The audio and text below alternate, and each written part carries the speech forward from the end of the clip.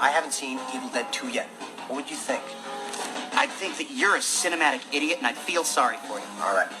Why? Because it's a brilliant film. It's so funny and violent, and the soundtrack kicks fucking ass. I never thought I'd say this, but can I go work now?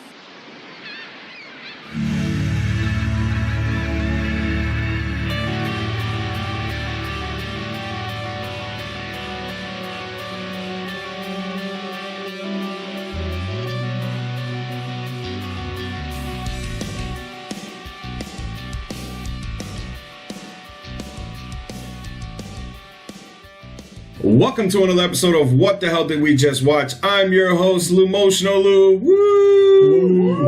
What's up, fellas, out there in PCast world and the ladies? What's going on? Yes. I hope everybody's having a good week. I hope everybody's having a good weekend. And I need to know who's with me. You know, formalities here. To my right, por favor. And who we got? This is Josh, aka Loquito, once again. Welcome back to my show. How you doing? Thank you very much. Doing good? Glad to be back. Yes. Yeah, I'm doing good. Yeah, man. Awesome, man. Fantastic. You know, it's great. And who else do we got? I finally remembered my nickname. It's the Beast from the East. What up, guys? Beast from the East.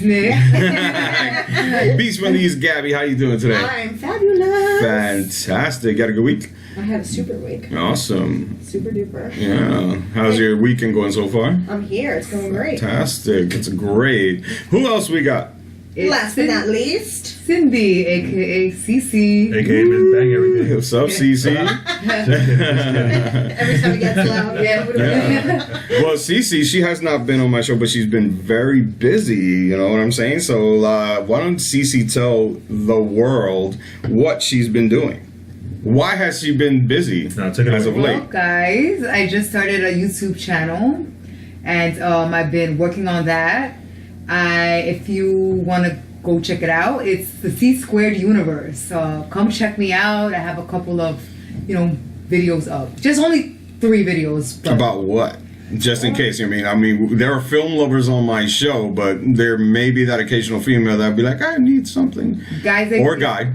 Guys or girls. It's all about makeup and reviews on makeup and whatnot. And but I try to take a little bit of a scientific turn to it. I speak a lot about the benefits that it has, or what, somewhat of that range. Fantastic. Yeah, that's why I'm a big nerd. So, and since the first letter of my first name starts with a C and the last letter of my last name starts with a C, I thought it was absolutely brilliant to call it C squared. Ooh, C squared. My boyfriend helped me with that. You're welcome. And but enough about makeup. Let's talk about. There's never enough about makeup. Yes, I know. Exactly. Thank you. I'm trying to defend the my Beast from the lady. East. That's right. The ladies stick together. Don't get it twisted. But we're on a movie there's show. never about movies. No. Never. We're on a movie show. What the hell did we just watch? Which is the show that spreads movie awareness. Touche. Okay, spreads movie awareness, and also it's the place if you want to talk way too much about movies. I'm talking about like a lot. Okay, to the point where maybe we might annoy some, but we won't. We won't hold back, is what I'm trying to say, because there are some people out there that I know. Story of my life. Yes, exactly. This is the story of my life. My girlfriend Cece, she showed me a meme of Kermit the Frog. And he's like head down, like with his face to his knees to his face, like this, like kind of cradle. And what was the meme? What does it say? It was like when he talks way too much about movies and nobody gets it. But why would you say him that, man? We should Photoshop, because that's how we feel sometimes. That he's like in a world where nobody gets what he sees. Get you. Well, this is why you gotta listen to this podcast, because you get to know. The ones that listen and the ones that do truly listen is because they feel the exact same way. They also understand how it feels like to be able to show someone something they've never seen before. There is a self-satisfaction there. That's why I like coming here, because it's just like you said. You we come satisfy here. me. Oh boy. In a non-cheating way. You didn't even walk out the room like. You want a movie room? Want to see more movies? Like I said, like there's movies that you never watched, and it's good. Like you never thought that any other movie was gonna be good from what you watch on your own time. But this shows you like there's other movies out there, and they're good. With some of them have meanings, some of them are just funny, but it's always gotta stretch out your horizon. Yeah. All I'm saying is that, like, look, I've always been a person, before the podcast You were took always form. a person? I was always a person. Oh, I know, right? Oh, I was always a person, I swear. But before this life of podcasting, I enjoyed watching movies and showing them to people that have never seen it. I always got a kick of it. I always thought it was great. It's not all the movies I will show will always be something. I try to make sure that I get something in the personality of the people that I have on my show, and so I try. And we are here again to continue our double dating podcast. Yes. So that's awesome. And we're We also haven't broken up yet, guys. No, we haven't. I hope you. So and then again, we are continuing our Kevin Smith marathon. Yes. Which I think I can actually honestly say for everyone, I think everybody here enjoyed it. Now, before I do ask that, because I don't want to speak for everybody, even though I did assume that I can speak for everybody. This was the very first attempt of Silent Bob not doing. This is the first film that does not do the Triburbs trilogy. There is the people that you see in this movie are not the characters from any of these movies, though they do. They reprise. They're back again. You see Randall, you see Dante, you see these guys, but they're not those people. Right. You know what I mean? And to fill in all our new users, we've already watched the 3. What do we call them? Triburbs. I'm never going to remember this name. Triburbs, like suburbs. Because we're New Yorkers, girl. That's what it is. We did watch Chasing Amy, Mallrats, and Clerks. help me. Thank you, Clerks. And so now we're up to Dogma. And Yes. I'll let Lou know. The very first movie that he did that stems away from there's little minor connections, but for the most part it's more for like Easter eggs. You didn't have to see those 3 to understand this. Not at all. Even though you'll miss out on a lot of laughter for it. But without any further ado, I want to do the obvious question. Josh, what'd you think of Dogma? I gotta say, I've seen it on TV a couple times, but not seen it. I've seen that. Of it. It's been on TV, and I'm like, I was never interested in watching it just because the parts I put it on, it's like at the end, Ben Affleck with armor. I'm like, what kind of damn angel has armor? Yeah. Whatever. I don't want to see this shit. But now seeing it, it was a really good movie. Yeah. And I don't know if this was Kevin Smith's intention, but all the biblical signs and all this makes you want to be like, oh, I want to go back to church and find out this. What the hell? I'm going to go back and read that.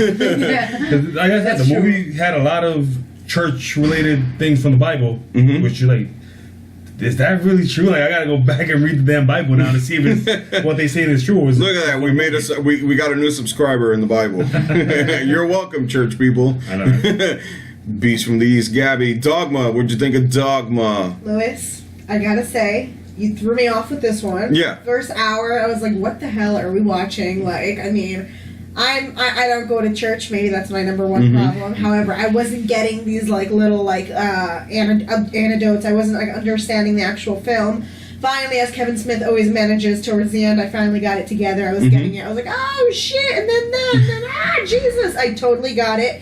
And then I cried at the end, and Tearjerker is top 5 in my book. So I ended up loving this movie. I really did. By the end of it, let me say, I'm glad you reeled me into this one. I think I have to agree with my boo thing right here. If I probably flipped through my channels and I saw this movie and I was watching 2 seconds of it, I would have been like, what the... Yeah, it would have been a turnoff. I get it. Ben Affleck being my spirit animal and my lover. Yeah. Sorry, babe. I probably would not have watched it, but I think it finally came together. So I have to say I was satisfied, and you have yet to disappoint me, so I appreciate you. That's great. Thank you for that. And... and like I said, I'm always there to just spread movie awareness to the masses. I love it. I love people just, making fans of something for, person that it can just move you. Like you said yourself, you had a crying moment. That right there for me is everything. Well, let's just tell the listeners out there, I cry over why the sky is blue. I mean, I cry over everything. But Well, if they said it romantically, yes, you would cry. Look, the sky is blue. Look how beautiful it is. And then you're like, oh shit, yo, tearjerker right there, moment. Look at me tearjerker. No, but yeah, it was great. So thank you. Cece from the depths of the C² universe. And out of makeup and into the movie frying pan. You know, you get to watch a movie today instead of putting on makeup. I just need to know, what do you think about Dogma? I love that movie, and to me, because like Josh mentioned, and when he was saying why he liked it, and it does touch on a lot of biblical things. So maybe if you don't know too much about biblical things, you might seem a little lost, like how Gabby mentioned that she doesn't really go to church, she doesn't know. But then again, Kevin Smith, the master, he just knows how to piece a story together, and you end up understanding everything at the end on what, why, when, how. Why all the W's and the yes, like and the how. I love it because again it touches kind of biblical things, and it does make you want to kind of be like, I'm going to church, like, you know, I don't know, it's weird. It does something weird like that. Yeah, you know. Well, now that we can just like, I'm glad that I'm 3 for 3. I'm always 3 for 3 because I'm very happy about that, and I'm like, and thank you, you know, for opening up your mind and wanting to watch something, especially on the word of someone, 1, and 2, like just saying, you know what, I want to keep watching. And now that you're basically, you know, no pun intended, you're knee deep in Kevin Smith, right now I guess we can agree that it'd be unfair to not continue. Yeah. Right? Yes. You know, and we're almost done too. We're 2 movies away in terms of, sad. you know, not including Jersey Girl and anything else he's ever done, because he's done other things. Right. But when it comes to Jersey, James and Bob stuff and all that, we got 2 more movies to go. You know what I mean? So we'll probably touch base in a couple of years when they remake them. So well, they are, because Clerks 3 is coming and Mallrats 2. Like, if you're in there. the journey The journey does not end. And now we'll be able to like speak about it. You guys can actually say, you know what, you kind of somewhat know what's going on with Kevin Smith. You kind of always know what kind of movies, you know, and not really, but yeah, we exactly. Like, well, no, like, but in a way you are. Exactly. In a way you really, really are, because you've taken a personal journey with him in his films. Sure. I've told you some of the things that he's like and what kind of a person he is, and that resonates in his movies. Right. You know what I mean? And touching that subject on what kind of person he is, we were just talking about this the other day, me and Emotional, about how I have like this deep admiration for Kevin Smith because of the kind of person he is, not only because of the filmmaker he is, but the kind of person he is. And I am so happy that he is able to continue to make these movies because he deserves everything he gets. He is such a great filmmaker, and based on everything like I've read about him and what he's done, especially with his best friend Jason Mewes, I love it. Like, I just can't stress enough how great of a person he is. And is it weird that I have a kind of a crush on Jason Mewes? What the fuck is this all about? Crushing on Jason I do. I have a kind of crush on him. Like, every time he's on. I think it's great because we actually touch base about this. Like, after each movie, we just talk about Kevin Smith and his personal story and how it just connects of how he became so successful and just how he keeps his friends throughout his life and his career. It's so awesome. You know, it's just it's good to know that, and I think that like really shows and shines through his movies. So yeah. And that's why I've always been I've been a big fan of people that put their personalities and their own personal things in their movies. Like one of the reasons why he made a Jay and Silent Bob thing was because, you know, Silent Bob was a made up character, but Jay, he said that's Jay. That's Jay. You know what I mean? Like that was Jay. That was Jay when I met him. That was Jay when I went to school with him. That's Jay after school. And that's let me Jay. tell you something. I think Jay will be a kick-ass dude to hang out with. Like I think he would be a good friend. Like I would still be friends with him. You hear that? You hear that? Kevin Smith and Jason Mewes. You got some fans over here. You know what I mean? So hopefully you'll touch base and just let them know how you really feel. I would love to meet Kevin Smith. I know fangirl, but I like all his little stupid puns. Yeah, man. I mean, this one really didn't have it. Dogma didn't really have it. He really wanted to, like I said, like he didn't want to go like the way that he did with the Tribers. You know, that personal, like that love story stuff. This one, it was a little bit of a love story, but it was more like a love story between man and God. Yeah. You know what I mean? Like, am I wrong? I mean, did we see that? I can see that connection for sure. Yeah, like, because she kept talking about it, you know what I mean? She kept bringing up things about the glass being half full, about being a child and going to church meant one thing and how being an adult means another. Right. You know, the struggle between, like, man and faith, you know what I mean? And things like that. Or God, more like God and beliefs, which is really freaking cool because Chris Rock's character, you know, he does bring that, you know, about that. One thing that I have to say is that I love the way Kevin Smith did it because he kind of brought something that could have been that is very controversial, like the whole religion thing, but somehow did it in a respectful manner. Like the whole thing just merged perfectly with the religion and with the point that he was trying to make. Like with the girl, you know, Bethany, the last Zion, and her at the, you know, asking in the middle of the movie, like, why am I infertile? Because she was, she caused something in her uterus, that's what it was, she had something, and all that, and then at the end, like, what happens to her? I don't want to jump too ahead of myself, but, like, everything, it just kind of reconfirms your belief, and in a sense, Kevin Smith said, here, I'm saying this, but at the same time, I'm confirming this. And it's just like, it's weird. But as we go along, well, I'll kind of explain that a little bit. What I've always believed in this film was that he doesn't believe in religion. I'm one of those people. I don't believe in organized religion. Sure. But he does believe in the faith of it, in the idea of it, as how he put it in the film. He goes, I believe in the idea of it. In terms of the belief, he's like, you know, because of belief, people kill for beliefs, and people do this for beliefs. And if you have an idea, you can change an idea, because if you find something new, you can always change it. Because it's funny how you say that, though, because I'm kind of curious for someone who might not believe in something or doesn't believe in organized belief. I'm curious on how his fans took this movie, like the Roman Catholic Church. Which I will tell you. How did they, you know? I'm Which I sure, definitely will sure tell they you. didn't handle it well, because I don't think this was meant to, you know. I will say something. I gotta say, because she's gonna finish my sentence. Yeah, take it away, girl.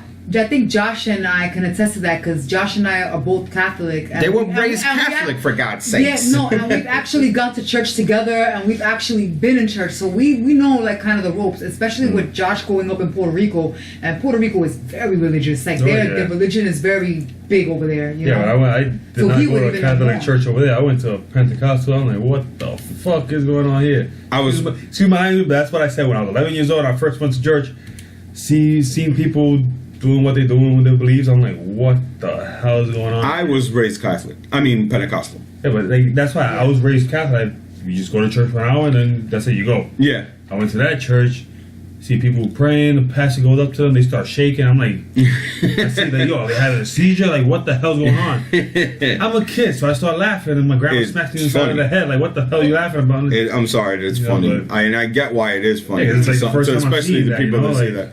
That's when they say that's when the Holy Ghost goes into you and you feel a thing. That's how you know Louis is not Catholic. He called it the Holy Ghost. That's what it is. Holy Spirit. No, but the only time I got kicked out of church was because older lady, the priest went up to her and went, "Bah," whatever he said, put his hand on her head, and she fell straight back. I was like, whoa. I could not stop laughing. To my original To me, I'm like, did he push her? I go to my brother, I'm like, yo, what the hell just happened? Did he push her to the ground? And then I see her like shaking on the floor. I'm like, I gotta get out of here. Now, let me ask you, you say, Gabby, you said you were not raised in the church, or like you're. So my mother was brought up Catholic, and my father's Christian, sort of followed the Greek Orthodox religion. You know, we go to a Christian church.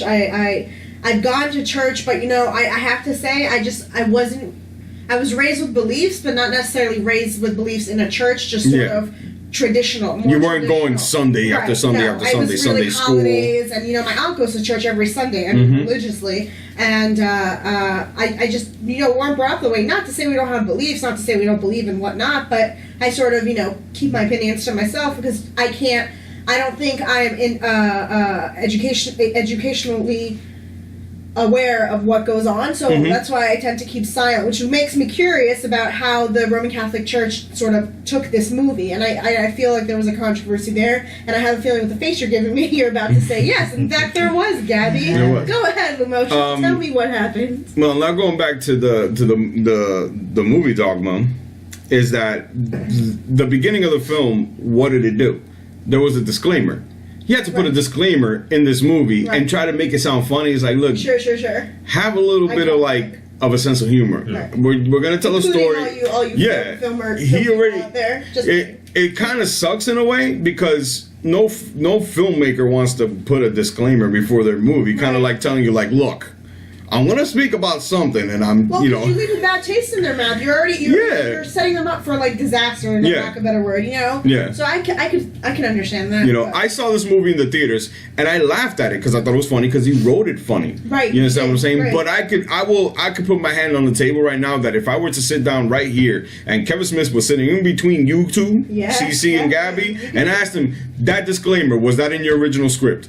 You'll say no. Oh, absolutely. You know what I mean? Did you, when you wrote this script, Dogma, did it have that disclaimer in the front? Did you have to tell? Not. And it wasn't. And I know that it wasn't. You know what I mean? So he's telling people, because when it comes to religion, and not just religion, but Catholic religion, right, it is very sensitive. Yeah. In film, it's super sensitive. You know what I mean? And in film, it's like everything. You say one thing about one religion, the other person's gonna say something. It's just gonna go back and forth with everybody. People don't know how to take the So why this movie? Well, there's two. He was raised Catholic. You know what I mean? Yeah. Only a person who was raised Catholic would know as much as he did, and really, he's not talking out of his ass. And then the other half he is talking out of his ass. Some of the scriptures that they you know what I mean? Was it a religious journey? No. I think it was that moment where, because this is the kind of writer that I am. I like to take what I know and I like to spin it and make it as fake as possible. Sure. Because that's what turns it into a movie. It's not how real you make a movie. It's how fake you make a movie. You know what I mean? And the real part of this is his kind of journeying, and I believe that in a way he's kind of telling people what kind of a religious person he is. You know what I mean? And that came out of all their characters about having. It's about not what you got faith in, but it's just that you do have faith, and that's it. It's not about beliefs; it's about ideas. It's about it's about just being open-minded and understanding that believing in God goes way beyond believing in your church. You know what I mean? That is a small part of it, because church is made by man. Sure. You understand what I mean? And that's why this film is man's law is what's trying to get what the fake part of this movie is, two angels that have been casted out of heaven back into heaven. Right. You understand what I'm saying? Right. So it's based on the law of the humans, us. Yeah. On the laws that we put in church that have nothing to do with God, or that have nothing to do with the Bible. This is something that humans make up, and that is actually true. I don't know about the parental indulgence is what they call it. I think that's bullshit. I don't think they do that. I don't know. I've never heard of it, and I've been with Cindy for a long time, and I've been to a Catholic church a lot of times. They don't talk about anything about that, about going into the church and the second that you come out, you're a clean slate. In terms of spiritually. Yeah, no, that's not. But what there is in churches, and I can actually tell you that, is they do have their own law. They do separate themselves from other religions that believe in the exact same thing that you do. Right. You know what I mean? They believe that you can be a clean slate and there's forgiveness. But not like that. Not that you go under a thing and then you come out a clean slate. It's got to be through a priest or something. It seems believable that if in your church, if not your church, but if in your church, that your priest makes up something like that it makes you morally. I'm talking about not your church in real life, Cindy. You're nodding at me no. I'm talking about that. It makes total sense because, like I said, I've been to churches where they have their own rules. They have their own kind of says and things. You know what I mean? So it's I understand that. You know what I mean? that's what he was trying to say in this movie. Like, this is the kind of person he is when it comes to religion versus how the world sees religion. You know what I mean? So, and it's attack on religion, not necessarily like believe in God and Jesus and all that stuff, because he speaks about them like they're real anyway. You know what I mean? So, onward with the fake stuff, the fake part of the story. What did you guys think of that? Two angels that have been casted out, that have found what they believe is a loophole to go back to heaven and try to be like, look, man, we got in. Now, do you forgive us or not? You know, like they have like this kind of comic book way or very fictional science fiction way of telling a story. What did you guys think of that part of the story? Yeah, it was at the beginning of the movie. I was trying to figure out, like, how the hell does he know that this woman cheated on her husband twice when she was away? And then he starts going into their speech and the dialogue. I'm like, oh shit, wait, they're angels and they got kicked out. Right. Why? And then later on you find out why, and I'm like, okay. Then they find the guy from the church with that new Jesus. I'm like, okay, you're gonna take the cross out, but put a Jesus going, hey, the buddy Christ. Yeah, so I'm glad you said the word "figured out" because I think that's what this entire movie was for me, figuring out what was going on. We even had to like replay a couple of scenes. Yeah, because I wanted you to hear certain parts in terms of the dialogue. That's why. Because otherwise, that's why. Lost. Not because you would have probably caught up, but I wanted you to hear the conversation in the moment because I wanted to make sure that confusion was set in.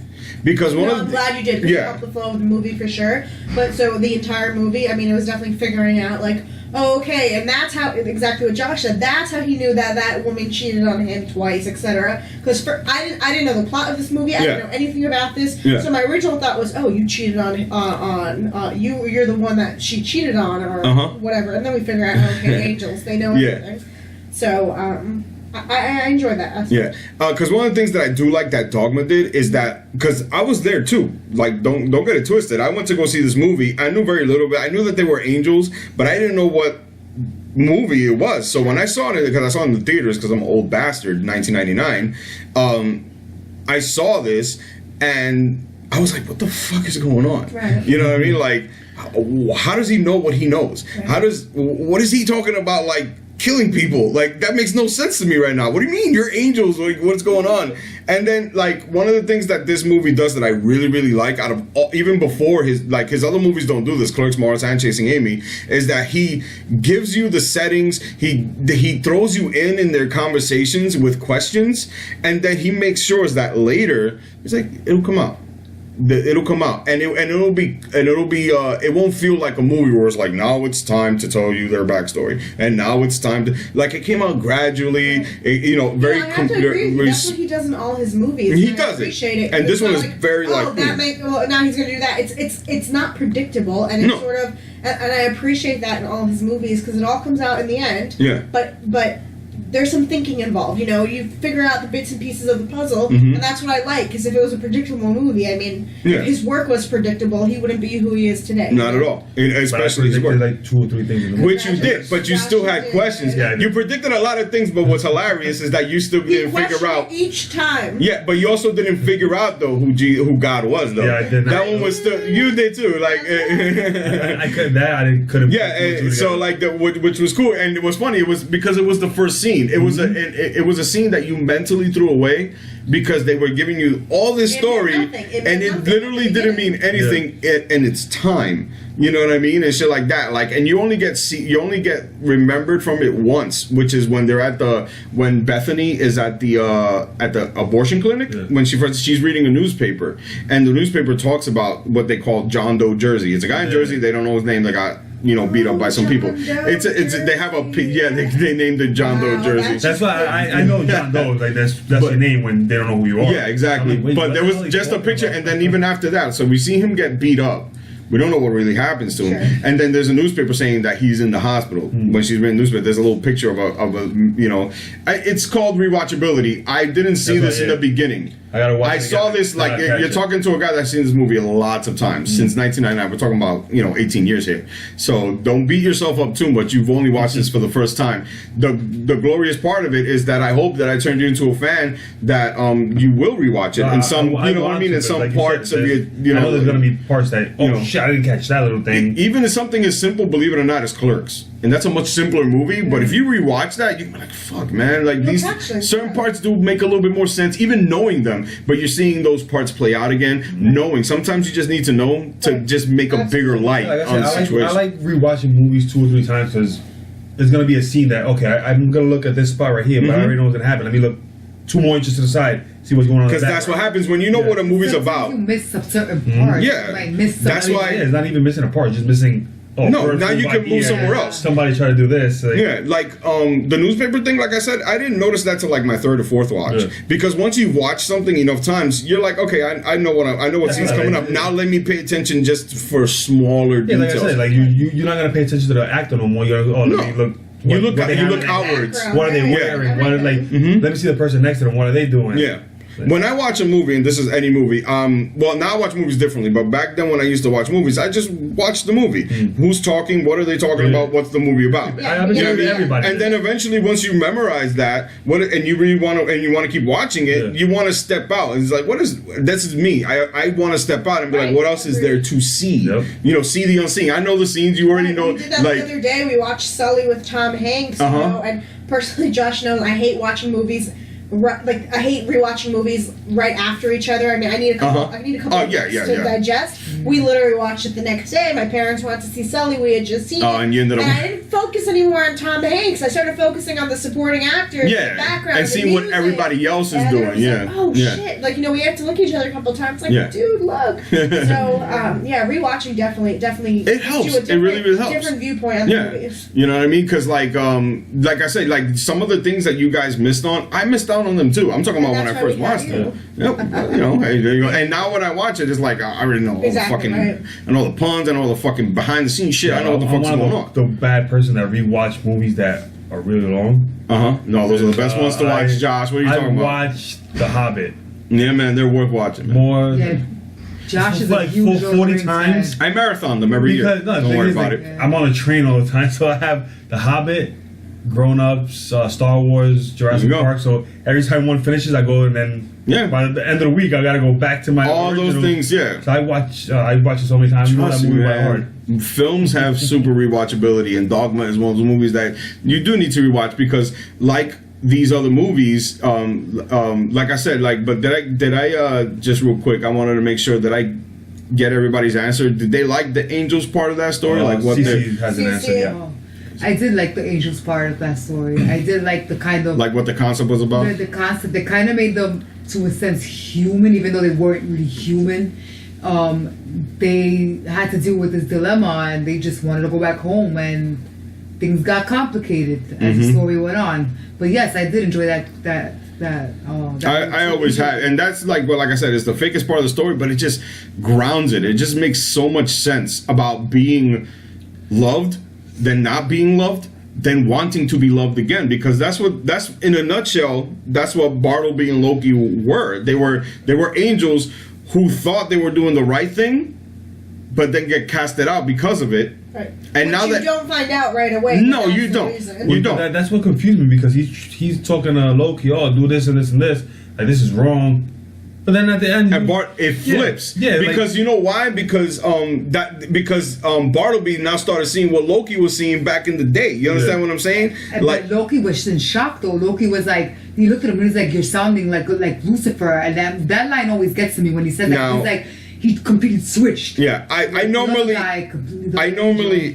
ask people what their favorite scene is a little bit later, but I will answer it now for myself. If you don't have one yet, but my favorite scene is the part in the parking lot. That's always been my favorite scene, when Bartleby and Loki are conversating in the parking lot, and Bartleby has this, like what he says, an epiphany. Right. Even though it's wrong, he feels so right about it. Yeah. You know, he's like, I've seen it. You know, like this shit makes no sense. We were made to be servants, and yet here's these humans. They get to like do everything they want, and he just gives them infinite fucking patience. You know, meaning God. Yeah. You know what I mean? And I'm just like, yo, that fucking crazy. And then you start feeling sorry for angels, and they're not even. You know what I mean? That's the fakest part in terms of the film. Right. You know what I mean? We don't know any angels. We don't know if angels feel like that. Yeah. You know what I mean? Right. You know, but that makes total fucking sense, because you know why they're using Kevin Smith used your human emotions. Yes. Because we get epiphanies, we do realize things, right or wrong. We do realize things, and then we start realizing, like,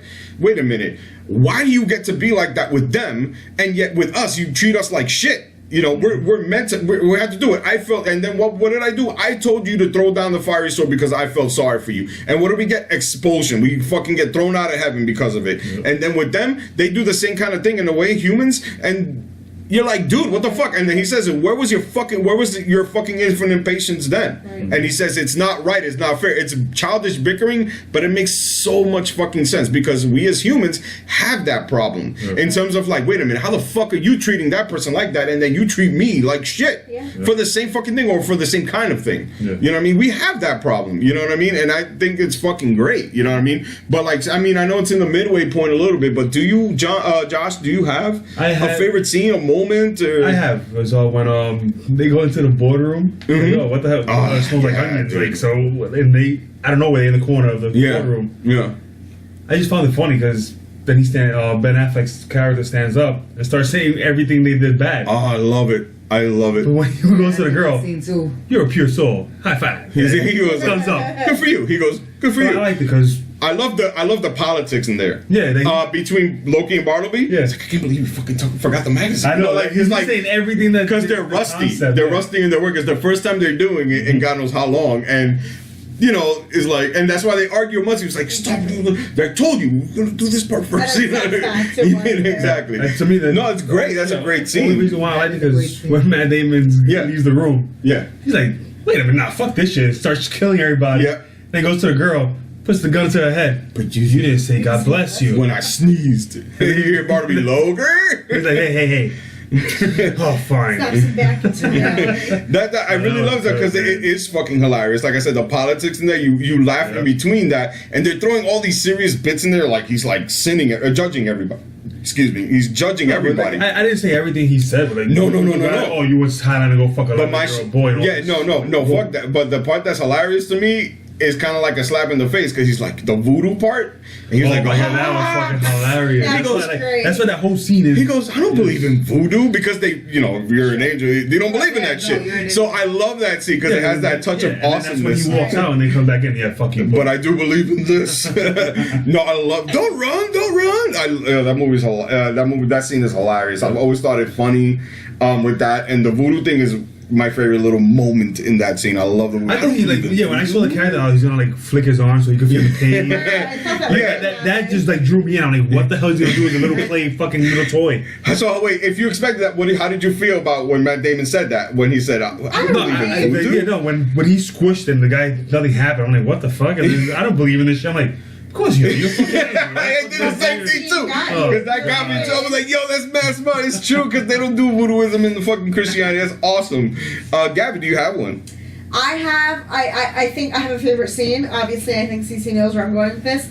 But I had a favorite character's journey, and that was Bethany. Yes. Yeah.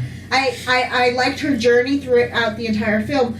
Finding her purpose. Like, why is she part of this whole dilemma, if you will? You know, why did God or whomever put her in this situation? And of course at the end, and here you go, I'm going to give it away, she gets pregnant, as did the Virgin Mary, by not actual touch of a man, but because of God's touch. She couldn't because she couldn't have a baby. And that was that, you know, that affected a huge part of her life. She couldn't bear children. Her husband divorces her, moves on with some other hoe, and now it's like she becomes pregnant, and it's like that was the closure she needed to start the beginning of the rest of her life. And the entire journey, sort of, you can connect with it because she's trying to figure out her purpose in this journey, in this movie. But in actuality, there's so many people in life trying to figure out their purpose, and I think just becoming a mother, becoming pregnant, and at the end of that, she was able to. I think that sort of like it just connected with me. I don't know. I appreciated that. I agree. I'm going to talk a little bit about that, but I just wanted to make sure, Cece, is that the exact same scene you want to talk about? You have a different one? Yeah. Wait 1 second. Yeah, it is, but I wanted to make sure because I wanted to just kind of like double attack you for the same thing.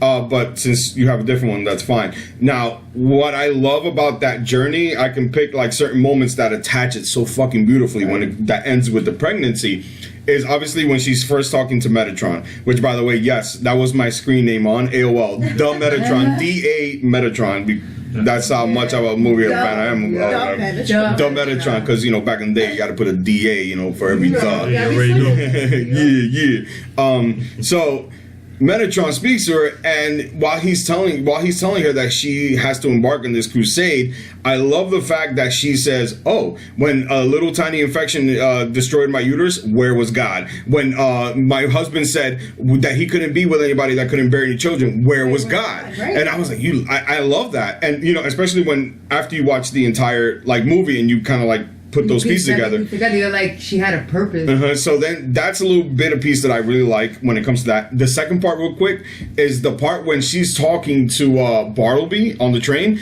and she mentions that she was speaking to her mother when she had a problem with this thing. The thing was she couldn't bear children, and her mom answers with all her dilemmas, God has a plan. Right. And I love that scene, because the real part about that scene is that when people tell you that and they're having such a shitty fucking life moment or whatever, and someone tells you, "Oh, God has a plan," that's all you got for me, man. Like, I have this problem. I've actually read upon never tell a person who is either mourning or upset or whatever the case is, never say God has everything happens for a reason or God has plans, because that actually is like the top 3 worst things you can possibly tell someone when they're in that state of mind. And that's God what she took says him for a on the reason. train to Ben Affleck or Barnaby, whatever you want to call him.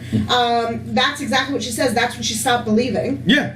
Exactly. That's what she said. That's the exact same moment. And that's why it's great, because though she got into this journey to believe, and then her getting her, I don't want to call it reward, but she did get a gift from God. That's her miracle. Because, and it's kind of like spins around that whole thing, God has a purpose. I didn't give you a kid now because you having a child will never embark you on this journey that you're supposed to take later, and then your reward would be this child. Right. So that's why I love that arc, just like you said, that story arc. When you like pick it out for that is just great. Josh? You know, that's why I gotta say, like, Kevin Smith got me with this movie. Like I told you before, I never had any interest in watching it. But about all this, her whole journey makes you think, because I went through what she was going through. Not about having a kid, but like, where was God with this? Where was God with that? Yeah, a lot of people do. You know, like, I'd say my personal experience, like with my dad. I'm like, where the hell was God when he took my dad? Like, I still needed him. I was only 13 years old. Yeah. Like, why? Same thing with her. People have those. So I gotta say, like, he tried to make it a funny movie, but there was some scenes that were like serious. It's like, you know, like, there's people that think, why are you doing this? But then you're gonna tell me I have to do this. Yeah. Like, I took that. I'm like, that was another scene that I really liked. Like, he's trying to explain to her, and then the gif that I put on Twitter before we started this, it's like what was his name? Metatron? Yeah, he says, "Oh, what is it with kids nowadays that you have to make it into a movie?" Yeah, so I love that. To watch so they can know what's going on. If it's not I love it because he says, "Oh, if it isn't a movie, it's not worth knowing." Yeah, what the hell's wrong with you people? You know what I mean? So like, that was a really like deep scene that was supposed to be. It was funny when he came out. Like, she's sleeping. And there's fire. Like, what the fuck is this? A demon now? And he's a fucking angel. He's the voice of God. Why would you come with flames? Sorry, it's not the voice, it's the voice. The voice, DA. GIF. No, it's there. If you look at the Bible, there people that are angels. The angels or spiritual. They come as a ball of flame. You know what it is? It's not okay. And don't quote me. I'm trying to remember that. They put the flame on.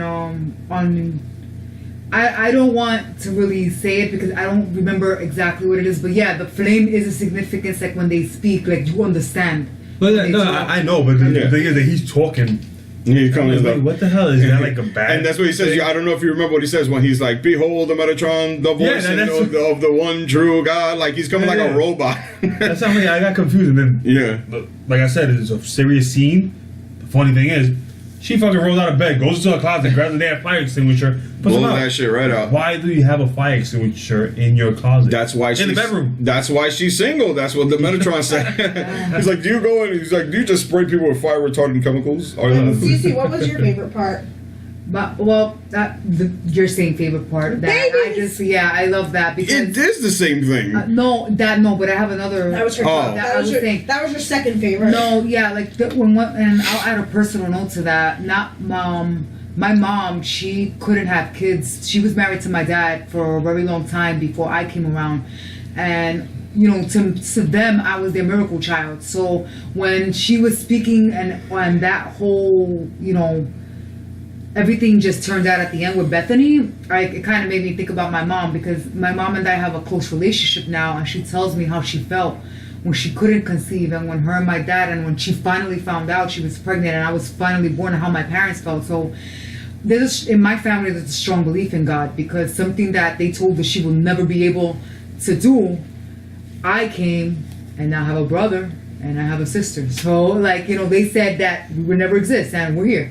Well, you know, that was God's purpose. You just have to wait for the right time that I want you to have it. Exactly. He took the words right out of my mouth.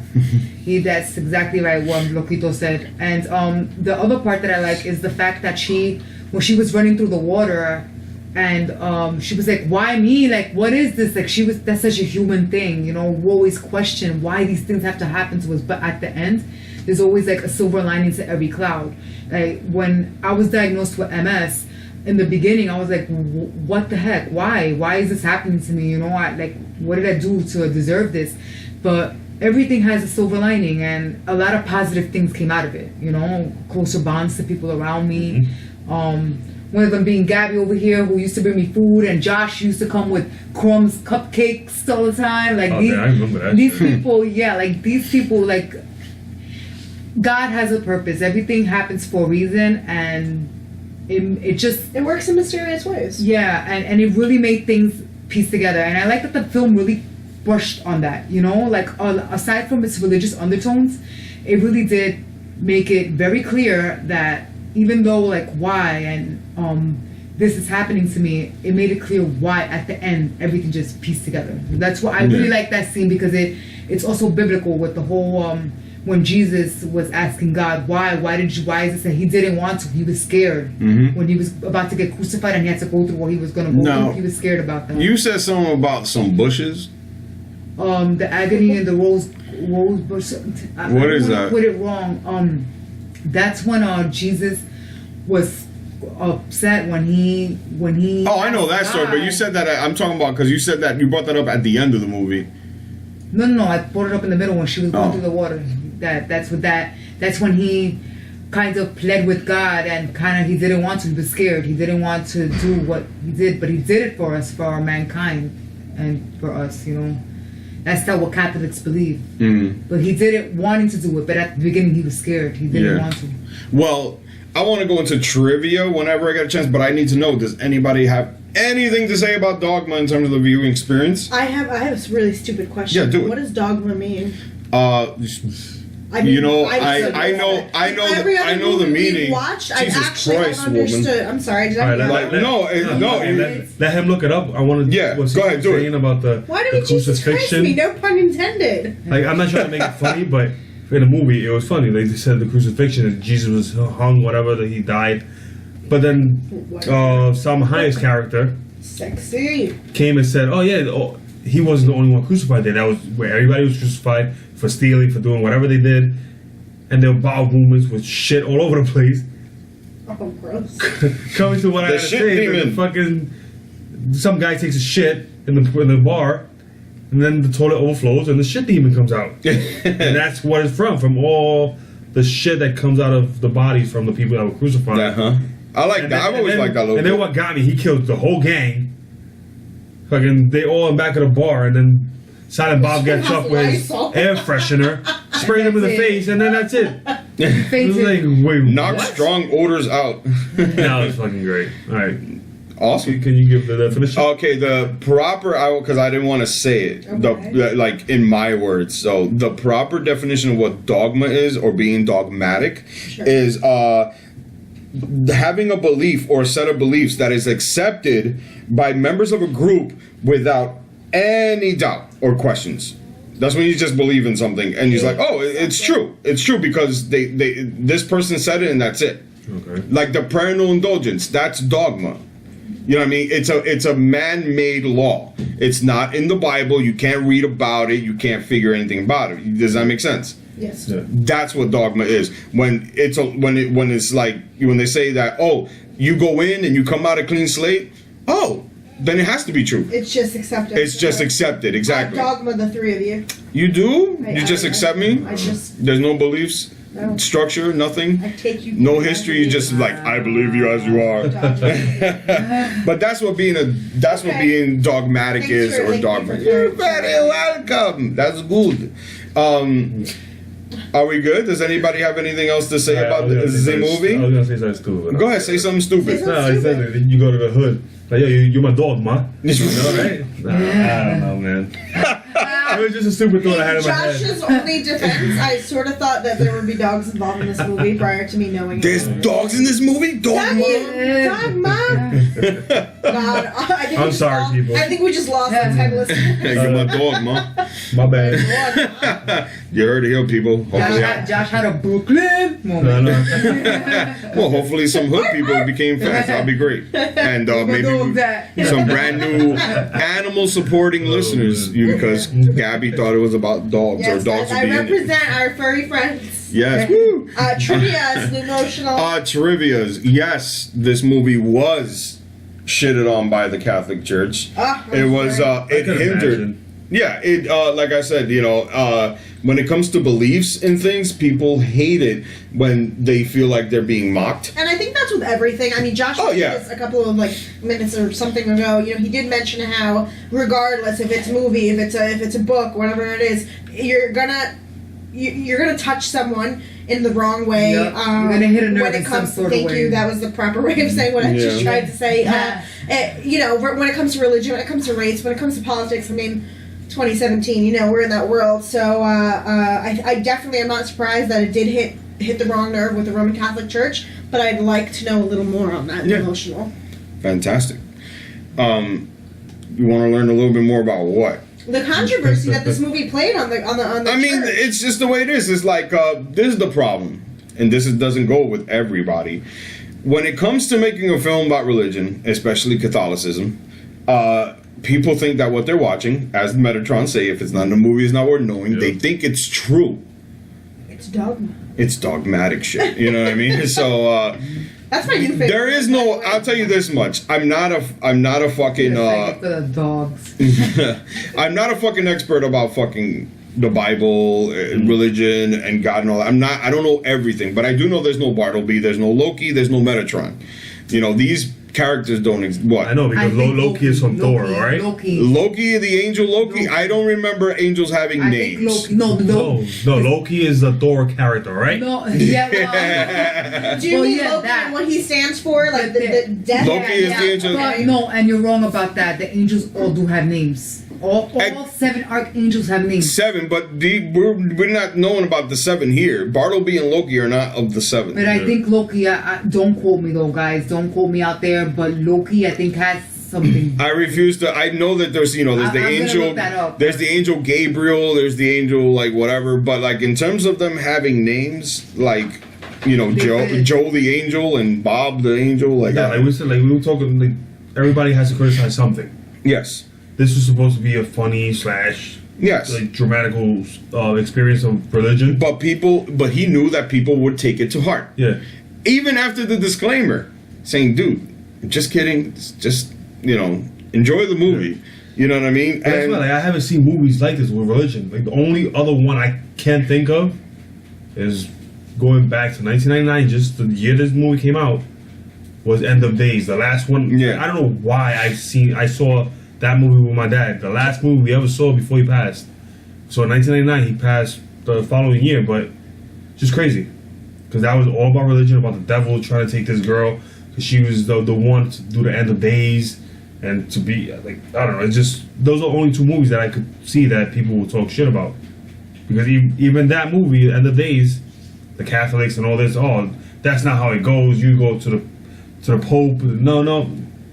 I just feel like anything you're trying to make is always going to be criticized. Yeah, even the Da Vinci Code that came out recently. Not recently. It was not recently. But recently there was, I think, I haven't seen any of them, but what was it, last year that Tom Hanks came out with another one?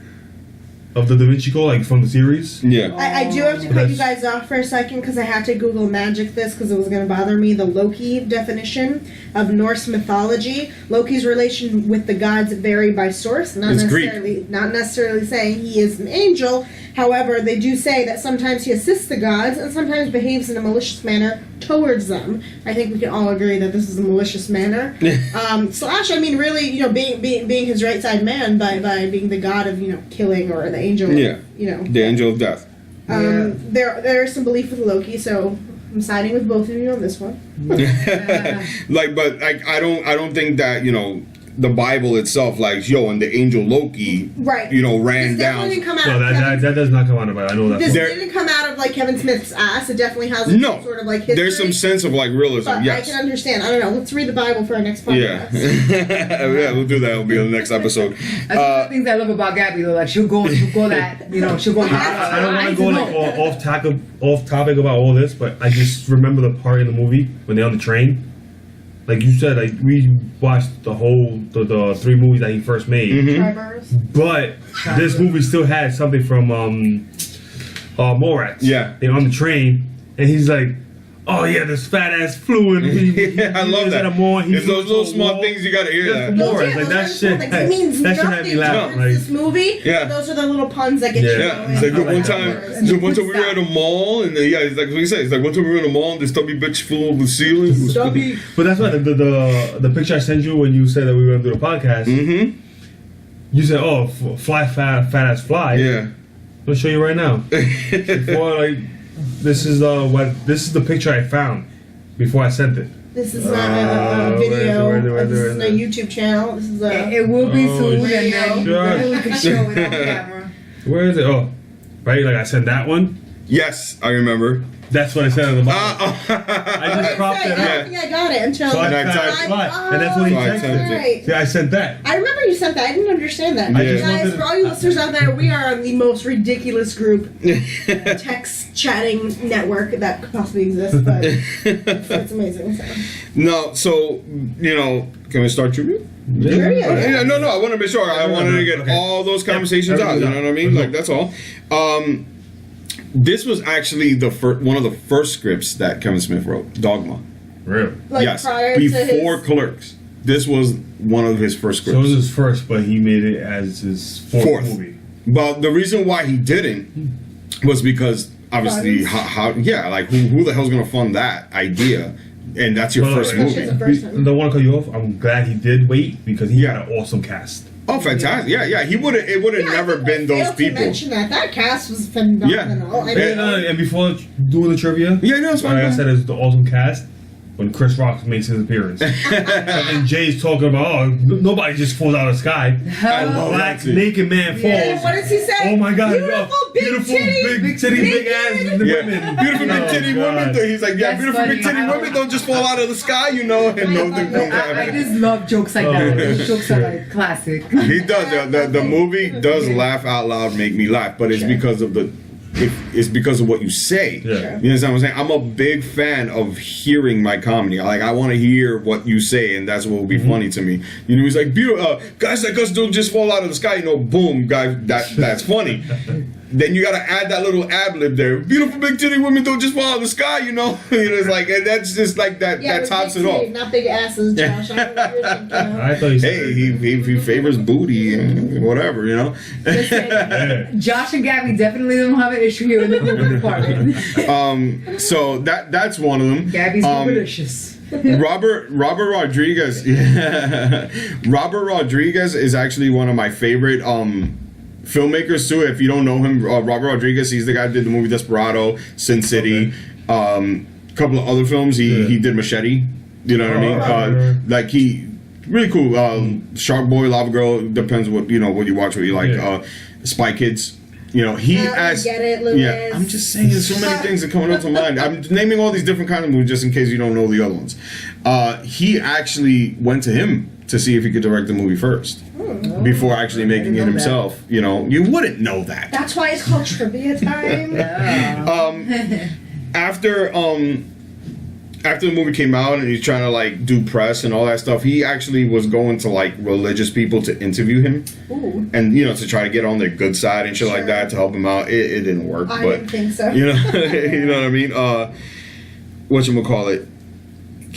Bethany Sloan was actually gonna be Alanis Morissette.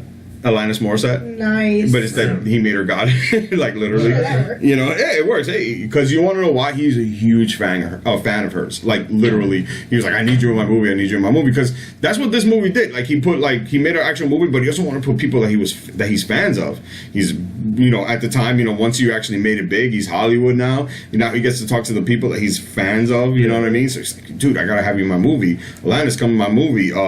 That's why I'm so excited for Chris Rock comes to my movie. Yeah. And others. You ought to know, no pun intended, that Alanis Morissette actually was one of the first people I got into listening to her type of music. Like when I was like 12 years old, I think it was, maybe around that age. And I love her. So seeing her in the movie was awesome. Whatchamacallit? Alan Rickman, rest in peace. Oh, I love him.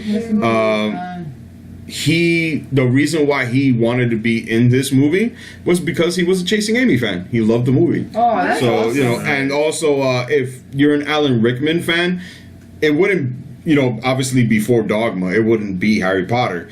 If you were a fan of Alan Rickman, it was two movies. One actually being, I know. Go ahead, Josh. Die Hard. Yes. He is the villain in Die Hard. That's where most of Alan Rickman fandom, and I'm one of those people.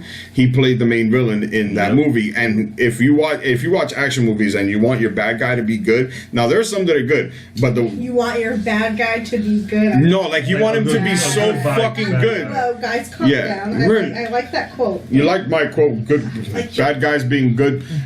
He's just so believable in his character, and all he is just playing a villain. A villain that is just stealing some money, But he does it in the best fucking way. Why? Because fucking actors, when you pick the right ones, they do their job. Fucking even as Professor Snape in Harry Potter, he's just awesome. Like I said, that movie is just like The Nightmare Before Christmas for me.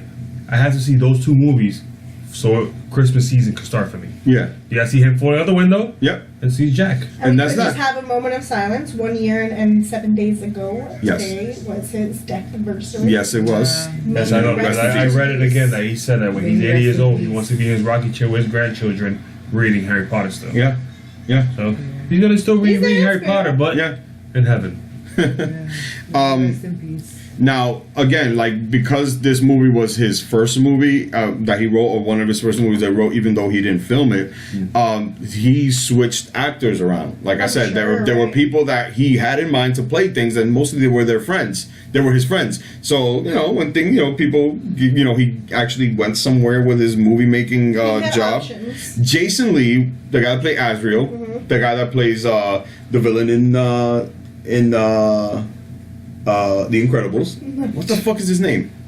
Jason Lee? Yeah, no. Jason Lee's his name. What's the villain's name in The Incredibles is what I want to know. Incredibles. Yeah, he was the bad guy, Syndrome, that was his name. Syndrome.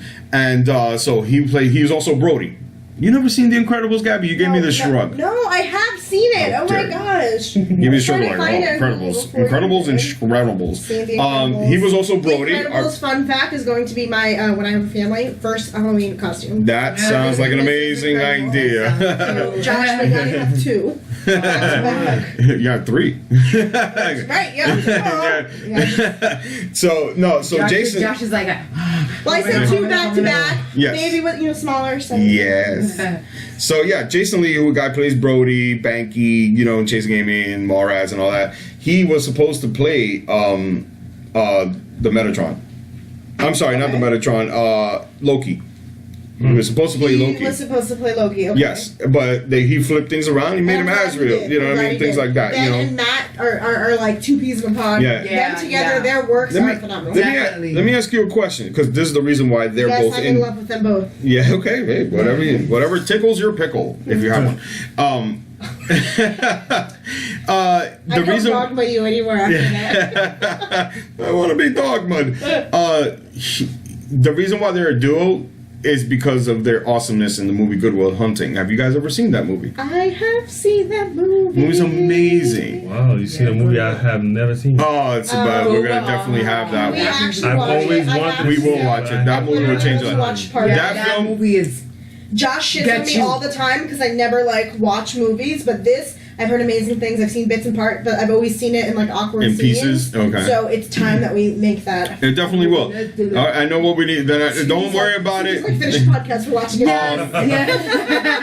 After that movie, there was like this bromance, and it was called Ben Affleck and Matt Damon. Ben Affleck and Matt Damon. There was this Ben Affleck and Matt Damon era, Yeah. and Dogma is the result of that. As you Sure. see, you know, Ben Affleck and Matt Damon being buddies, and they're together in that movie and all that stuff. Well played, boys. So, you know, he became real good friends with them. He's known Ben longer, obviously. He's, you know, right. Boston. Yeah. They've been friends. Obviously, Mallrats, you know what I mean? Like, that's already a long time. From Mallrats, that's like a 4-year relationship there on screen. And we're not even talking about behind the scenes, You you know know what I what's mean? nuts about that? That before, and this is before, like Ben Affleck was moderately big, but he wasn't like as big as like he wasn't Batman yet. You know what I mean? And now it's so crazy because Kevin Smith has been friends with him since before he became like this director and this like that's awesome. That's a really awesome history. Like the fact that some of these people they can go way back like this, like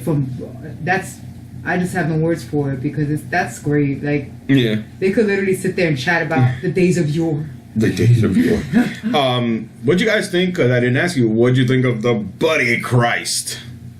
The what? The Buddy Christ. That's the Jesus statue. Oh, It was called. They called it the Buddy Christ. Yeah, that was and the. I never knew where all these memes came from. Until I With seen it, him? I'm like, holy shit, this is where it's from.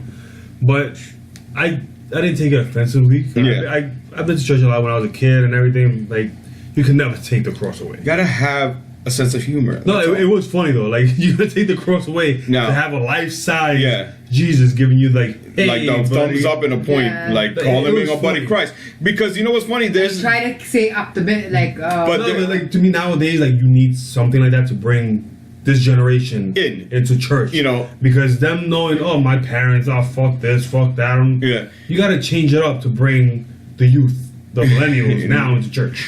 That's my opinion. millennials. No, we're not. What do you mean? There are 2 millennials now. 1982 through. That's not a 2000 millennial. and Oh. Anybody who was born between those years, yeah. They call those millennials. Millennials are the You're ones not from- millennial. No, I'm not. You're Generation X. Yeah. Oh, I see what you're saying is when you get into a teenager, that's considered Yeah, you. yeah. That's why they say you millennials Yeah, because because the they millennials are now grown up. Yeah, the millennials Yeah. are now grown. Like they're the Now- next millennials, like 25, I think.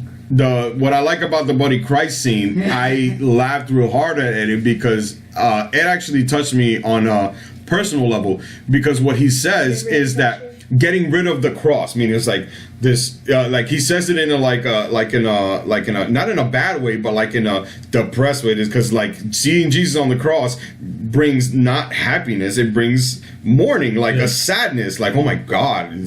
A person on a cross. Yeah, but like I'm trying to tell you, like, we caught him in a dying moment, right? Yeah. So like, so in terms of like we're re-changing everything. So like if church is a business, you know what I mean. So it's like we're rebranding, Right. You know what I mean. And George Carlin, rest in peace again.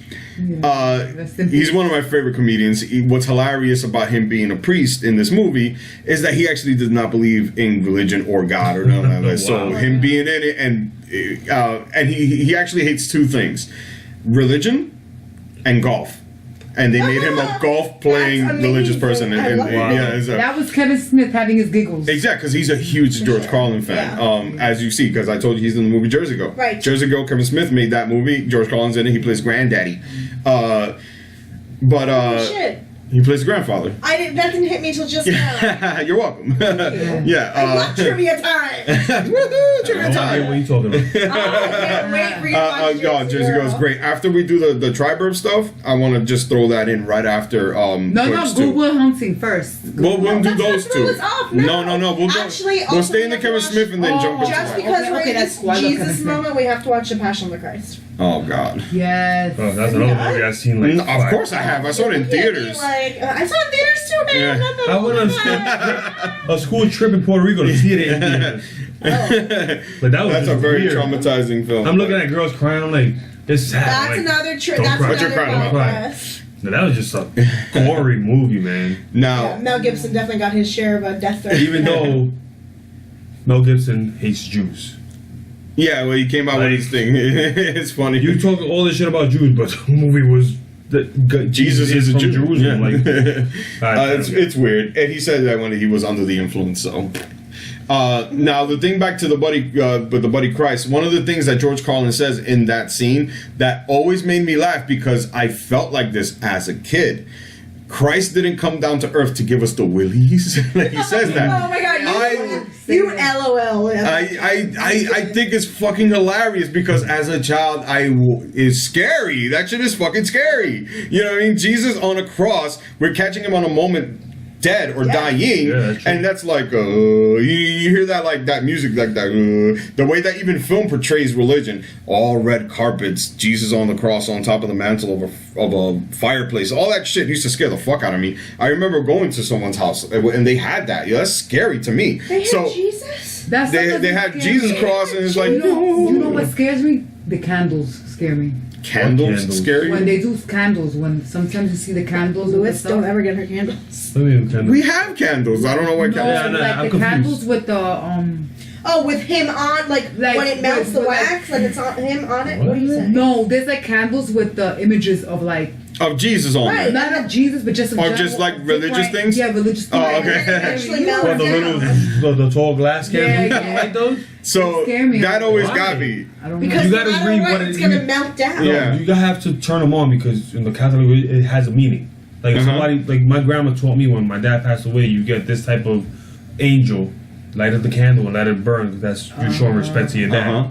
Because no matter what, when you go to the store, you look at, you gotta read his story. Yeah. And there's stories about paying respect to the dead, doing this. You want more like to have better luck in life. There's so much different things that you could turn on. But I'm glad that Josh kind of enlightened me with that because that was kind of I saw it more. That's like a positive way of doing that. Because I always kind of saw it like in a scary way because usually the people who had those kind of candles wore a lot of those beads and they called them santeria. And Oh, yeah, but that's different. and then But that's it's just why like the it movie, kind of was that's- scary to me. yeah. So Yeah. I'm sorry. We No, kind of drifted that's off fine. because we're talking about religion But and then we get into in the gist of it, I know that you were doing that, but if you really think about it, that's actually kind of creepy. It's scary. Being young. I'm talking about being young. You know what I mean? That's like a mentally creepy thing. And it was one of those things I kept secret and quiet. And I'm not going to tell my mom that's scary and not to like take me to church. But when George Carlin said that, I'm like, it was like a meme. It's like, I'm not the only one that thinks like that. Christ didn't come down to earth to give us the willies. Like he says, like it's fucking hilarious. So this was actually cool. You actually can see the Buddy Christ that was used in the film at the comic book store. In Jersey, so I gotta go see that. Yeah. need So to go take a picture with it, right? I saw it when I went. I got to see it. So hopefully they didn't take it down, but I know it's still there. Whatchamacallit? What else? George Carlin, but he was used as a priest. And I'm telling you this trivia because you're very sappy, Cece. You like this kind of stuff, and you go. Okay, So prepare to go. I want my heart warmed. George Carlin, when he was asked to be the priest, he said, "Yes, I'll do it." But he did not want to take off his wedding band. Oh, you take no for real. But you don't even know why. Why? Because it's like, so what's the, because you would think, dude, Priests you're are not acting. supposed to be married. Yeah, so they have to take it off. Yeah. So it's like, but you would think like, well, why does it? No, but you don't know why. I'm telling you the I'm reason saying, why. oh, it's sweet. Okay, yeah. It's sweet You were like- because a person would be like, dude, take off the ring. You're acting. It's not a big deal. You're married to your wife, whether you have the ring on or off. Okay. The reason why he chose not to take it off was because he recently lost her at that time. Recently lost her at the time, refused to take the ring off. So they used the Band-Aid to cover the ring. And he was totally fine with that. They used the Band-Aid to cover it up because it was the same complexion. That makes me happy that they That's respected nice. that. But yes, that's like heartbreaking though. You hear that podcast? I think I got like 4 or 5 awes out of that one. I gave one because that is nice. Yes. No, but I told her, I was like, it's an awe moment. Gabby, what are you doing? You're staring at me. She's trying not to cry. I'm not telling you to cry. It's supposed to be nice. And it was supposed to be a fucking joke. I got like 5 awes out of her. How is that a joke? I'm not... That's it. You're not dogmatic anymore. Y'all don't like that. You need to be dogmatic to me. I was not saying because the story is sweet as fuck, but I wanted to tell her, it's like, I'm gonna get an all moment out of you. And she was doing all these ahs before I was telling her what the story was. Because you're such a sap, Gabby. Look at your face. I'm the worst. I'm such a sappy person. Like, I love stories like that. And even just the fact that if you would have just kept it on because, no, I'm married to my wife and I don't want to take it off because she put it on my finger on that day, and I haven't taken it off since then, you know? Like, yeah. But then... No, I'm glad the story went that way, because truthfully, if it was just because we're married, I'd be like, dude, you're an actor. Yeah. You literally said because I did that. You know, do you ever, like, mid-assume while you're reading? Like, mid-read without reading everything, but, like, as you're reading? Because when I first read that trivia, when I first found out about that trivia, it's like, oh, he didn't want to take off a song. I'm like... Oh, yeah, just like she did. She was doing all before I was, like, actually telling her why he didn't take it off. Because I was like... Because when I read it, when I found out about it, I'm like, dude, take the fucking ring off. Who cares? You're married. Like, just like I said, you're married even if you don't have the ring on. Yeah. You know what I mean? And it was like, oh, because he lost his wife. I'm like, let me just retract that. That is so sweet. Yeah. Like the idea. That means that's like a double R. Like, yeah. How many R's now? Just double the 4. I move back and listen to it. I personally find, like, when I get married, the day that my husband, Mr. Emotional... Wait, now I have to go back and see the Band-Aid. You're not gonna see it. You never really see his hands. Like when he does Willie's is mostly Watch the movie for the 102nd time. Yeah, I have. I'm probably around 105. No, but I know that the only time that he actually you see his hands is when he goes Willie's. When he says Willie's, he puts his hands up. Other than that, he's like not. You know what I mean? His hands are just moving. So when you're not really paying attention to where the hands are. Let's talk about when you're married. What's no. That also it's such an odd moment because I know me personally, and I don't know if Gabby might feel the same way when our lovelies put the ring on the finger. We'll put a ring on it. Yeah, like it's gonna be hard for me to even take it off from that day. Like you know how when you put on lotion, I want to take it off. She like on that finger. Like I'm gonna leave it there until I die, and the ring is gonna like make a permanent impression on my finger. You know what's funny? That's probably why George Carlin had a dead wife in Jersey Girl. Because he didn't have a wife. You know what I mean? He was a single dad already, taking care of his son and his granddaughter. Right. Because he does have the ring in that movie. What's the years in between Dogma and Jersey Girl? Jersey Girl was 2002. Right? Yeah, Jersey Girl was 02, and Dogma was 99. Oh, stop! So it's pretty. It's really close. It was after Dogma, he doesn't do another. He literally after Dogma is the last quote unquote Jay and Silent Bob no more because the next one is Mentira.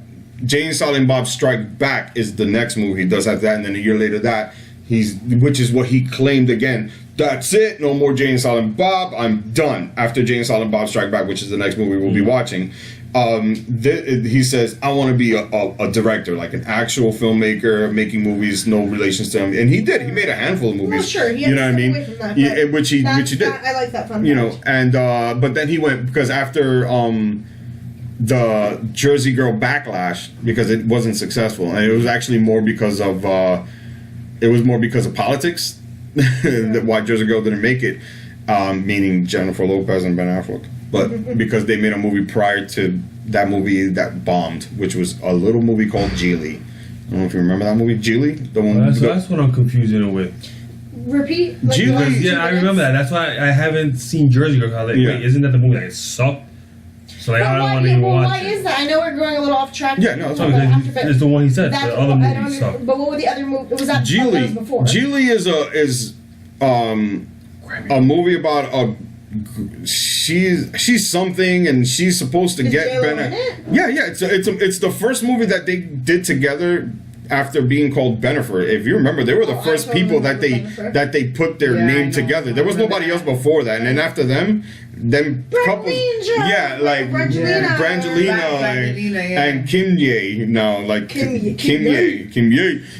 They're the first people to get that connection. But they got together. Joshella and Luthia. Yeah. Lumpia. You sound like a Pokemon. Do not make that our kid's name. There's people that do that. Like a fucking Pokemon. It really does. Yeah, but just to get a little off track, just to, they got together. Geely, they made a movie together after and people kind of like it was a bad movie, and then people kind of started putting in like, oh, Jennifer Lopez is trying to get up in the acting world. They're branding their relationship. Exactly. Oh, he's trying to help Robbie Nectar because he's already established because he's been in other things. Obviously, just so that's why Jerseylicious sort of bombed. Jerseylicious.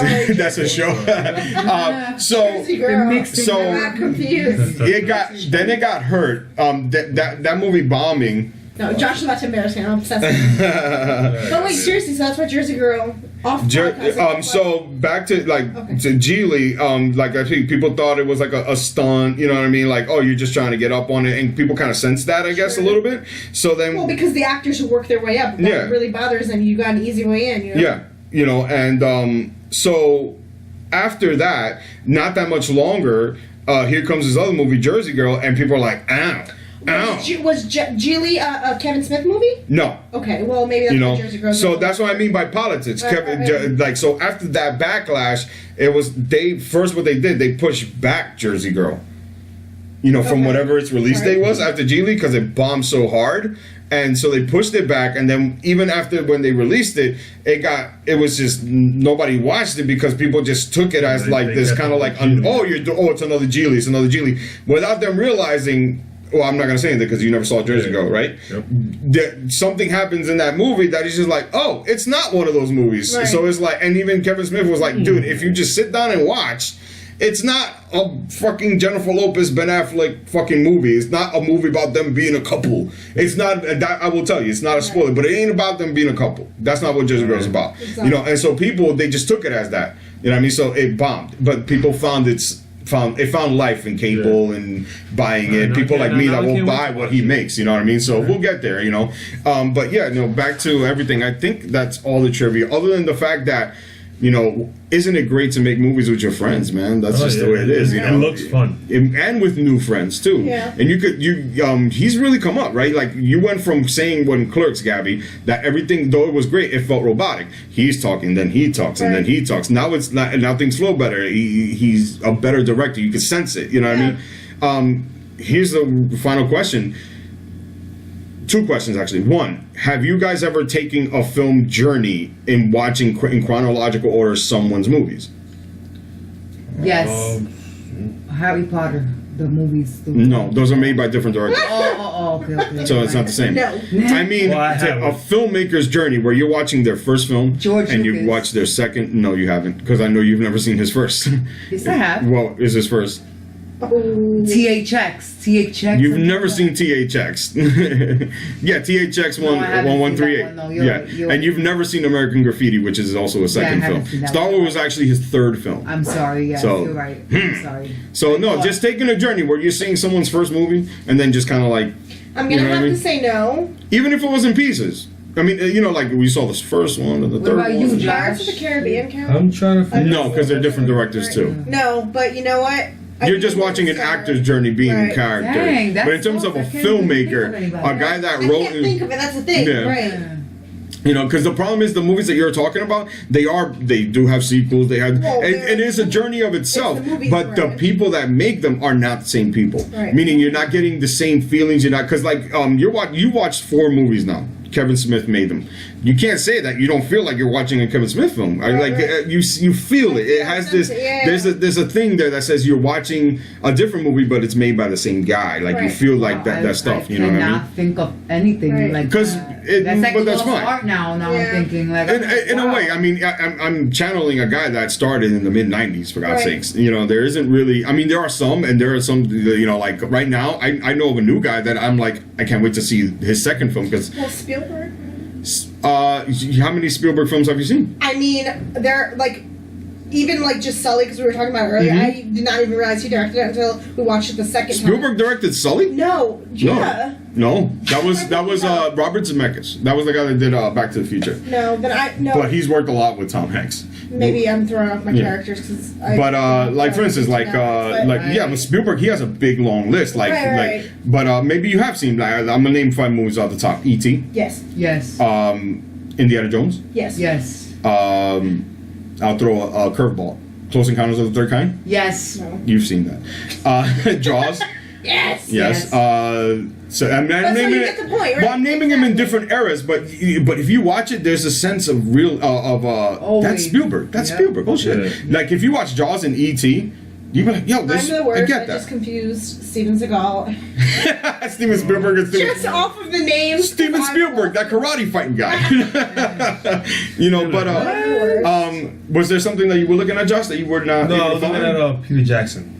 Oh, yeah, he's a great example. That's a very great example, actually. I know most people got into James Cameron, Avatar, and Titanic. There you go. It counts. Yeah, no, that's fine. No, that's great. Oh, yeah, but let me ask you, did that feel like a James Cameron? No, it was totally.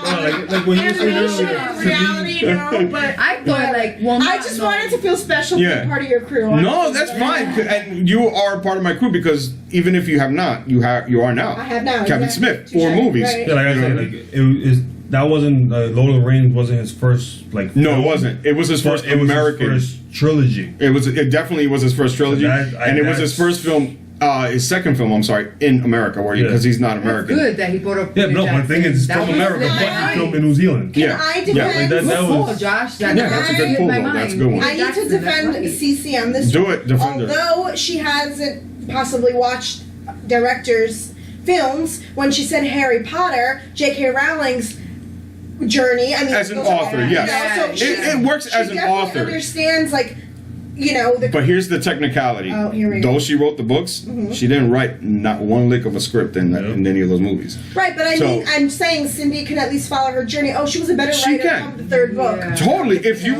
you read all her books, and even watching the movies, you can still sense it. It's J.K. Rowling's work, no matter what. I'm under the assumption. But this is what's hilarious. Yeah. She's not naming names, and I know one of hers that she knows that she's seen more. I know she's seen more than 2 movies from one filmmaker, and she can't come up. Which one? Well, now I will name her movies. Peter Jackson, and after I'm gonna say his movies in chronological order from the first movie he made, and I'm gonna keep going until you tell me who this person is. Shoot. Pee-wee's Big Adventure. Oh my God! Wait! Oh my God! I know. Who's directed? I know. Wait! Keep going. Pee-wee's Big Adventure. Can I say the next movie? Go. Yes, say go. the next. Because this one you're already gonna get. Go. I don't want to say it. No. Come on. All right. You're killing me. All right. Killing me small. Edward Scissorhands. Oh my God! How did you not think of that? No. How many movies have you seen from him? No, that is my man right there, Tim Burton. How could I even? Pee-wee Herman's Big Adventure. Edward Scissorhands. I do deserve a slap in the face for that. Edward Scissorhands, Batman Returns. I don't want to. You can say that, but he didn't make that movie. It was with his characters made with someone else. It's Tim Burton's Presents. Exactly. No, he made the characters, but he didn't direct the movie, and he just wrote it. But it is his work nonetheless. Wow, I can't believe you did not think of that one. I know that completely. I'm disappointed. You've seen we've seen even the what I like to call the deep cuts of Tim Burton. We've seen it. We saw Big Fish. Remember? Look at that. Yeah, and now that you're mentioning these kind How was that movie? I love it. We actually saw that as a screener.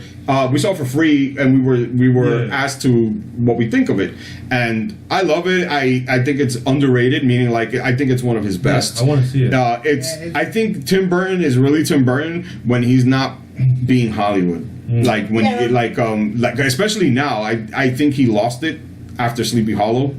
I'm not a big fan of Alice in Wonderland. I'm not a big fan. They're fine films as you see them. I gotta say, and like now he's doing Dumbo. I started.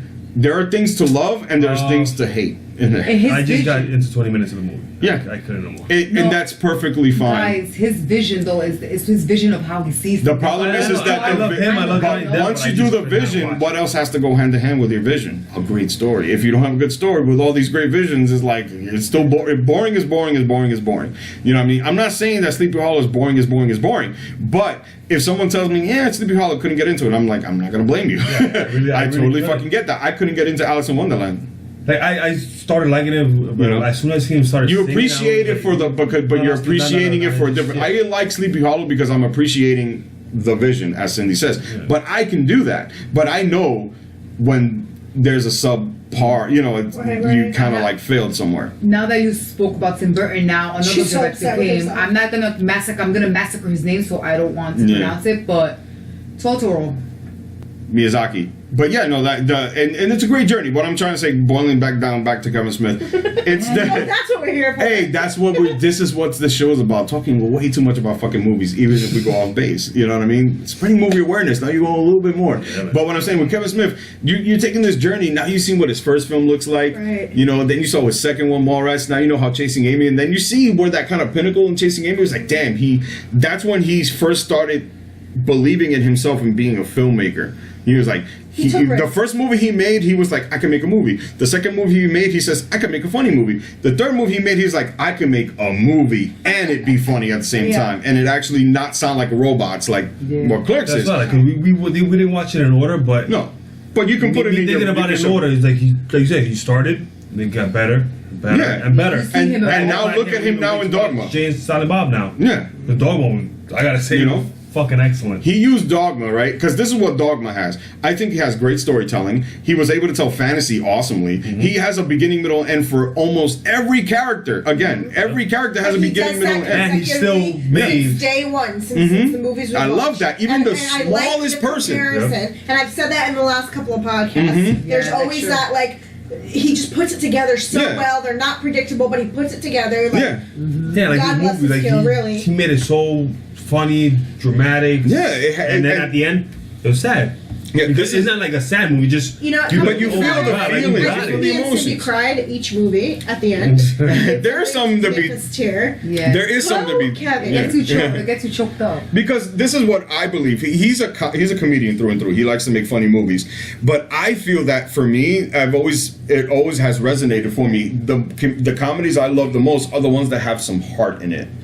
Where you can pull out of yourself. I'm not saying that screwball comedies are bad. They're totally fine. But to me, when it comes to a comedy that works for me, when I could watch it hundreds and hundreds of times, is when you take yourself out of being funny and just manage to put a little bit of heart over your movie. Just a little bit. It don't gotta be, and nobody telling you to make Titanic in your comedy, but just a little bit of heart. And that's why I know you love Jersey Girl, Gabby, because it has those moments where he's just like, but it's funny as hell when it's funny as hell too, you know. But we'll get there when we get there, you know what I mean. But Dogma has this. It has that same effect, you know what I mean. It has that like funny shit, you know, fucking it's around like with every nuns different and all that emotion shit. in the movie. And then there was like, and then there's this belief, God, all that, and he knows where I to like put it. He it. knows where to fit it, and you He know. knows exactly how to work it. I That's why think he me, does. as a Catholic, and Josh is Catholic as well, and me as a practicing Catholic, I can't say that I got offended. Good. I don't And feel that's great to know as a offended. Catholic, I you know. didn't. Like, I Sometimes- didn't get offended. Fine, we're in 2017 now, but Yeah. it's things Lighten that up. came. Yeah, it's things that came out like, oh, that's stupid to say. Yeah. I know other people are gonna take it the wrong way. Yeah. I take it as a joke, but then there was other scenes like, that's really true. Yeah. Like, And it's He- just an he just an did- opinion. he- Like that's the people- problem. People see something, think it's like fact. It's not a fact. Shit, what's his name? Richmond. Alan Rickman, Metron. Yeah, yes. Mhm. When he first came in, Yeah. she's like, "Oh, so but why me?" And I loved how it ended when he said the same thing. When a guy was right in front of her. Yeah. She asks her, Yeah. "Why me?" Yeah. So that's the question that everybody always asks. Oh, why is it Yeah. happening to me? Why Yeah. is this? Why is that? And he's asking those normal questions, Yeah, like like, normal it's questions like- that you would ask if you were in Yeah. that position, if you were in that situation. Because she said it too. She's like, "Oh, I know you get this asked all the time. Yeah. Why are we here? Why are we here?" Like, you know. I'm like, wait, what the Is there hell an is explanation that? for that, or just because they one scriptured she as funny? I mean, Yeah. is there any other Two reasons. One, obviously she wouldn't talk. She would explode. Two, you don't ask the creator why you created him. Yeah. That could, okay. You know, Just shut me up right there. and- no, I'm not saying. Makes sense. I mean, I've always taken it like that, and she ends it with a. I'm sorry, she ends it with humor. Yeah, because comical. lonely but funny. She is Right. lonely, but That she's is her. funny. And correct me if I'm wrong, I feel like at the end of the movie, they kind of hit the note that, you know, God isn't a he or she. It's just like he's Yeah.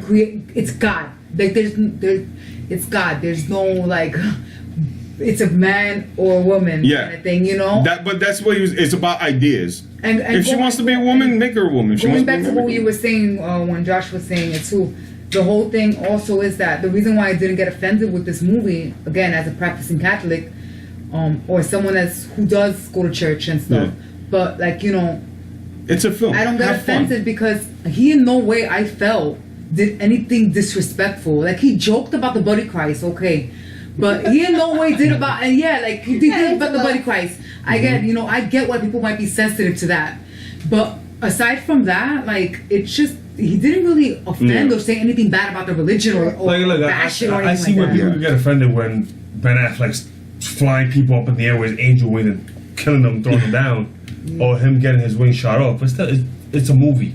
It's not true. But I can see people like, oh, no angel would pick up a regular human being, take him up in the air and drop him so he could die. So to me, that's one of the parts they would, but I didn't take it offensive. I just found it funny. I saw it as like Matt Damon's thinking about, oh shit, like I'm supposed to be doing this, not him. So like, why is he taking my role? And that's when the speech I just came, saw it as an angel who turned. Yeah. That's what I saw it. Well, I think we've talked way too much about movies today. What do you guys think? No, let's keep This is a on. long Look one. at that. But wait, I actually saw you showed me something It's always before we long did. when it comes to religion and stuff like that. You said you showed me a picture and you're naming Clint Eastwood as one. How many Clint Eastwood movies have you seen? Not enough, I have to say, but I has his went through moments. his director. How many you point out? 4. Which one?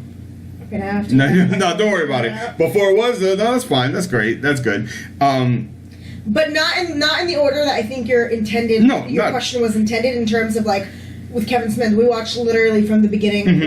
In chronological order, because that was what my original question From was. the beginning, exactly. Yeah. And I think I'm gonna do that to myself and sort of try that with another director. It's fun because it's believe really, it or not, it's really fun. It's good to know. It's like really fun. Yeah, and that's great. I mean, if you can actually pick that up and like and kind of like take off your training wheels and go on. What you've done to Gabby? I'd like to do that, and I hope that I do that to other people that are listening, because that's what the show is about. You know what I mean? Movie lover. You've been touched by an angel. This podcast is like, you've touched me. Yay, that's great. But like I said, we talked way too much about movies. That is enough for today. That is a show. I want to thank every one of you people for being here. What you mean, you people? I mean you people. I'll take it. But like I said, from the bottom of my heart, thank you for watching. Thank you for being open to watch. This has been an awesome show.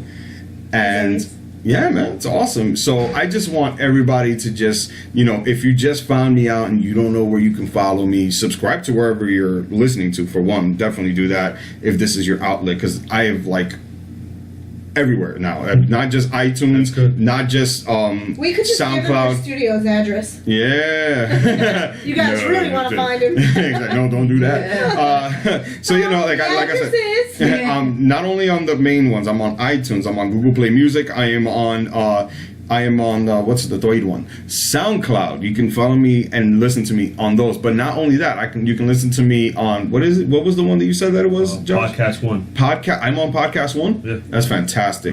So no, because I forgot to go there. I'm on podcasts.com. There's like plural. Podcast One. You can listen to me there. You go. Oh, fantastic. Podcast One. That's great. I'm on there. So you can listen to me there. You can listen to me on podcast with a plural.com. You can listen to me on Podbean, on Podbay, on Stitcher Radio. I'm on there too. So like I'm just spreading my wings and fly. You know what I mean? Just seeing what sticks. That way I'm just making the masses. If there's a place that you listen to mainly and you want my show to be there and it's not there, please email me at whatthehellpcast@yahoo.com, and I will definitely make it happen. But they're all What the Hell PCast, right? As far as I know, every single one, and this is where it goes. You can follow me on facebook.com/whatthehellpcast. You can follow me also on instagram.com/whatthehellpcast. You can follow me on twitter.com/thehellpcast. That's the only one that's not What the Hell PCast. The Hell PCast. You can follow me there as well. You can follow me on all the other ones, SoundCloud, YouTube, like I said, Stitcher, whatever your heart's desire, or all of them if you want. That would be great if it was all of them. So that's all that formalities I got. This is Lumotional Lou signing off, and I just need everybody here to say goodbye for me. Josh? I'm gonna say snooch to the motherfucking nooch. Beast of the East, you got something to say? Bye, Felicia's. Yeah, Cece. Snoochie boochies. And one more final one. I just want everybody on the show to say peace out, yo. Peace out, yo. Snoochie boochies.